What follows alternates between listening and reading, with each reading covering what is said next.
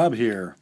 It is the evening of 11 April 2013, and here in Northeast Indiana, it's cold and wet and windy, and it's just not a very nice spring night.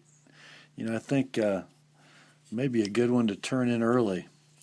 But I thought before I did, we'd have a little bedtime knife story. This is more of a story than a review. Anybody recognize this one? I bet a few of you do. It is the vaunted Gerber Combat Folder, a folding version of the rather famous Applegate Fairbairn dagger. I kind of think this is one of those knives that is worth having in any collection because, it's one of a select few knives that have survived in sort of the civilian or retail market that is based on a knife sort of called for and developed by military guys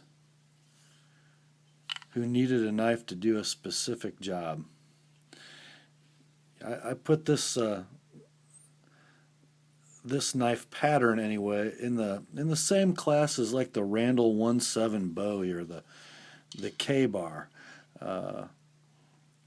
This is something that served a need that there wasn't a knife on the market to serve, as defined by Colonel Rex Applegate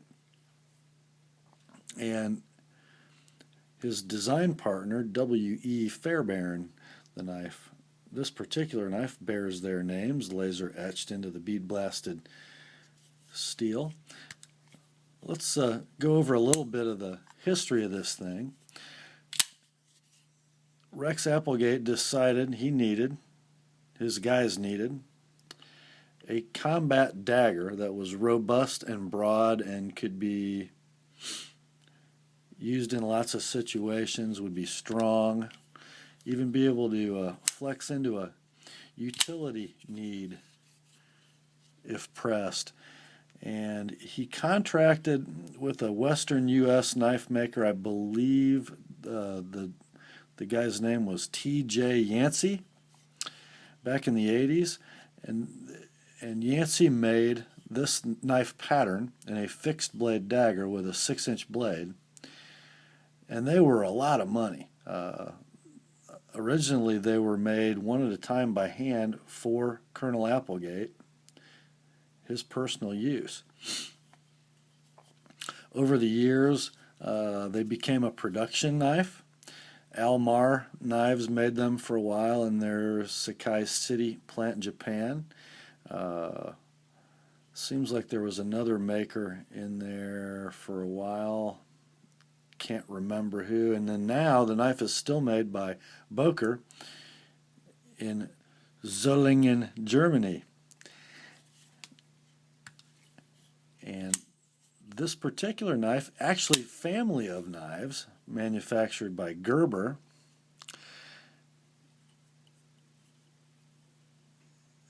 this particular one is, I guess, the big boy. Don't know if this is in production anymore. It is sort of the original Gerber Applegate Fairbairn Combat Folder. It's a folding version of the Applegate Fairbairn dagger. It's kind of cool, and I bet some of you who have been watching YouTube for some years kind of know why I have this. As with many things in my collection of weapons, I have this knife because I watched a video, 4 years ago, by Nut and Fancy. He featured a knife just about exactly like this one, same model, same size. I'll never forget the title, one of his coolest titles ever. The Gerber Combat Folder, Something Wicked This Way Comes. He had one just like this. Even modified just like this one. And gosh, I thought it was the coolest folding knife I'd ever seen. And I found a really, really nice used one, which is this knife here that you're looking at now. And I added it to my collection. Now Gerber makes this same pattern in a variety of sizes and configurations with different lock mechanisms. Some of them are called covert. Some of them a lot smaller than this one. But we're going to talk about this one because it's kind of the first and, in my eyes, the best of this family of knives. So what do we have here? We have a 4.4-inch dagger blade.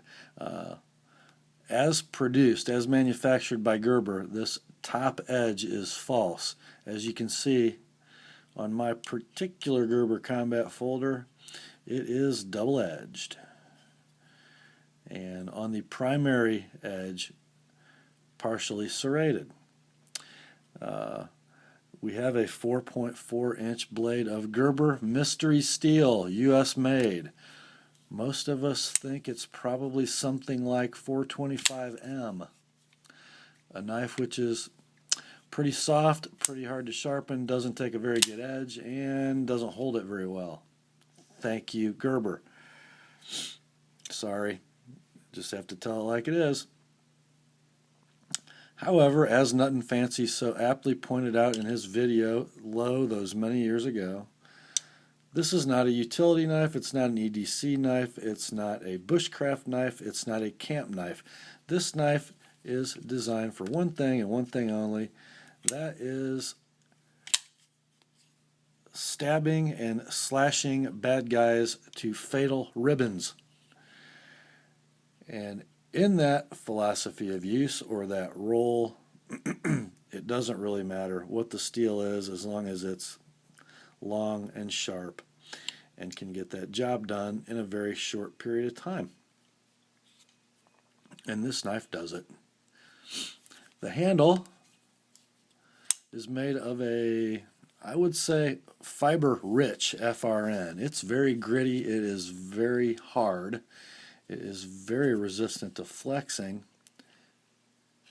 It is, I guess, the molded in texture has held up very well over the years. This isn't a new knife. I would guess it's 5 or 6 years old. It doesn't get carried or used a lot, but it sees a lot of sheath time.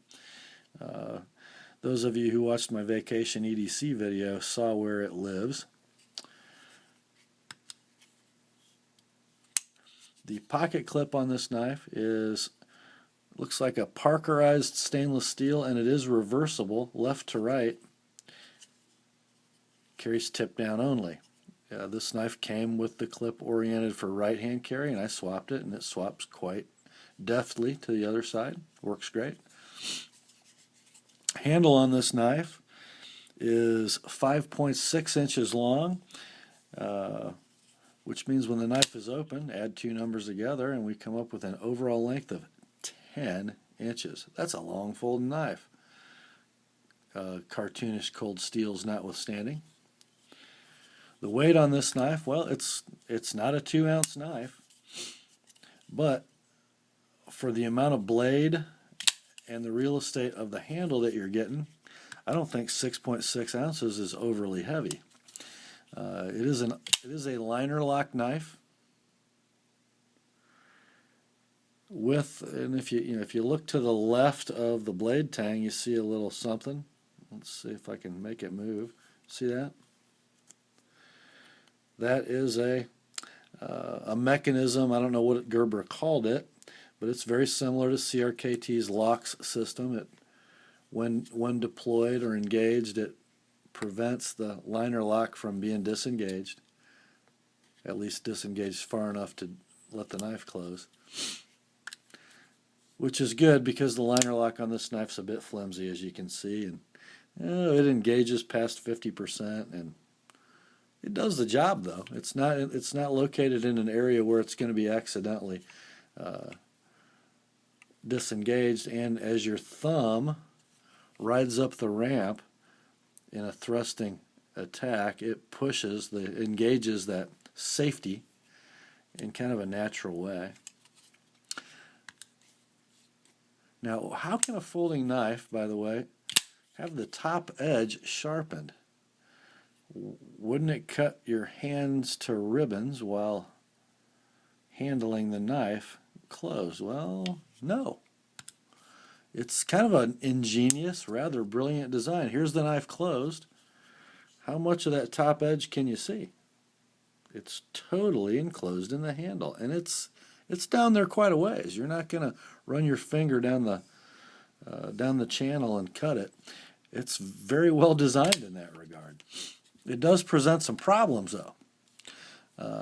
In order to make that knife completely blade centered in this dimension, which it is almost, if you notice the pivot is almost, not quite, but almost dead center in the profile of the handle. But because of that design, not really any room for a stop pin in the pivot mechanism. Sadly, what stops the blade when the knife is closed is, let me get some light in here, that aluminum pillar, which is sandwiched in the handle. I don't know if I'm ever going to be able to get you a good view of this. It's not only a pillar, really it's not a pillar at all. It looks like one. It's the lanyard tube. Well, they don't really need that piece of aluminum in there to be a lanyard tube. They need it in there to stop the blade. The problem is, when it stops the blade, it contacts the cutting edge.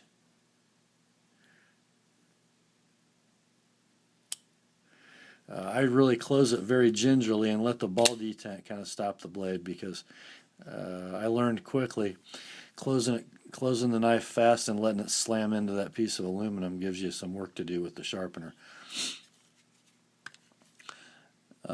Speaking of sharpening, there's a story that goes with that too. I did what Nut and Fancy told me. This is about 4 years ago, and I bought my knife and immediately shipped it off to a sharpener in Utah who shall remain nameless. We don't talk about him in TNP anymore. None of us are quite sure why, but we don't. Anyway, the nameless Utah sharpener did hook me up. He reprofiled the blade for me and sharpened the upper false edge. Frankly, I was never happy with that sharpening job, and I don't blame the sharpener as much as I do the knife. I don't know if we can really get a picture of this that will work on camera, but the main grinds of this knife are pretty darn steep. It's hard to put a desirable bevel on this knife.